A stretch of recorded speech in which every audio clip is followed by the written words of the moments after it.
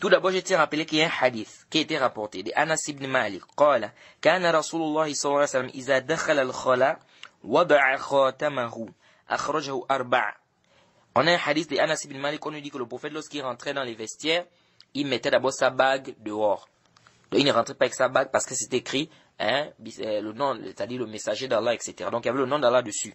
Donc, le prophète mettait ça où? Le prophète mettait ça dehors.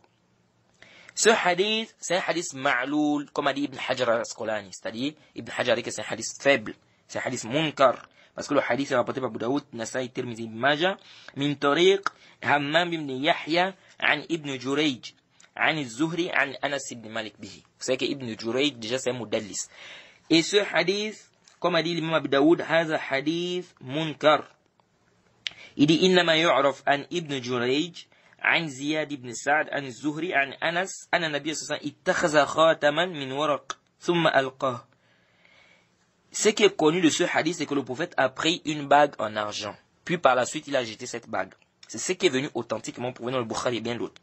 Mais dans la version qui dit que quand il rentre au toilette, il laisse ça dehors, ça c'est da'if. Hammam, il a fait quoi? Une erreur lorsqu'il a rapporté quoi? Ce hadith, comme a dit Nasa'i fil Kubra, l'imam ad-Daraqutni rahimahullah fil Ilal, l'imam Bayhaqi fil Kubra. Donc c'est un hadith munkar, c'est un hadith da'if, lam yathbut wa la yasih. Cheikh al-Albani rahimahullah dit que c'est da'if, Ibn Hajar dit que c'est da'if, l'imam Nasa'i dit que c'est da'if, ad-Daraqutni dit que c'est da'if, l'imam al-Bayhaqi dit que c'est da'if. Donc c'est un hadith da'if, la yathbut wa la yasih. Donc on doit éviter d'amener ce genre de hadith là dans les mosquées, parce qu'on entend beaucoup de gens qui amènent ça. Or, quand le prophète rentrait dans les vestiaires, il mettait sa bague dehors. Ça, c'est un hadith da'if. Et mettre la bague aussi, il a été rapporté que le prophète mettait la bague. Mais est-ce que ça veut maintenant dire que quand le prophète mettait la bague là, ça veut dire maintenant que c'est une sunna de mettre la bague? Haza fihi nazar. On peut pas dire que c'est vraiment une sunna, ça dit c'est une sunna de mettre la bague, non. Vous voyez? Même s'il y a certains qui disent ça, mais haza fihi nazar. Et il a été rapporté que le prophète le mettait sur le khinsar. C'est-à-dire, comment on dit, l'auriculaire.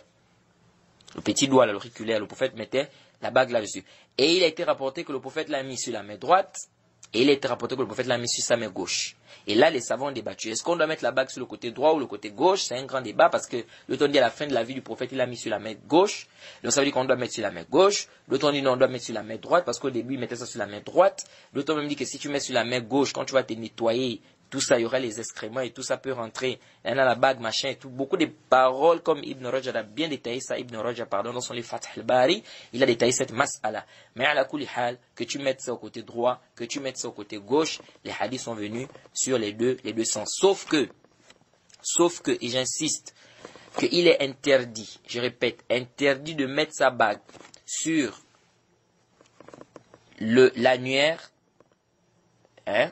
l'index et le majeur. Je répète, il est interdit de mettre la bague sur l'index et le majeur. Pour ceux qui ne connaissent pas, nous avons d'abord le pouce. Après le pouce, on a l'index. Ensuite, on a le majeur. Et ensuite, on a le pouce, l'index, l'annuaire, le majeur. Pouce, index, majeur, annuaire, auriculaire. On a le pouce, on a l'index, on a le majeur, on a l'annuaire et l'auriculaire. Donc,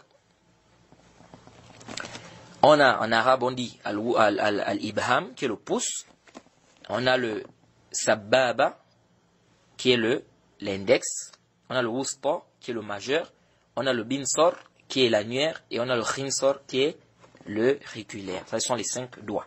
Donc, les 2 doigts, il est interdit de mettre la bague sur le sababa qui est l'index et sur le wusta, sur le majeur. Donc, après le pouce, le doigt qui vient après le pouce là, c'est quoi? L'index. Après l'index, le majeur. Donc les 2 doigts là, l'index et le majeur, il est interdit de mettre quoi? Les bagues là-dessus, comme c'est venu dans le Sahih Muslim, le hadith d'Ali ibn Abi Talib. Le prophète lui interdit de mettre les bagues sur ses 2 doigts. Et une interdiction ici, elle est générale.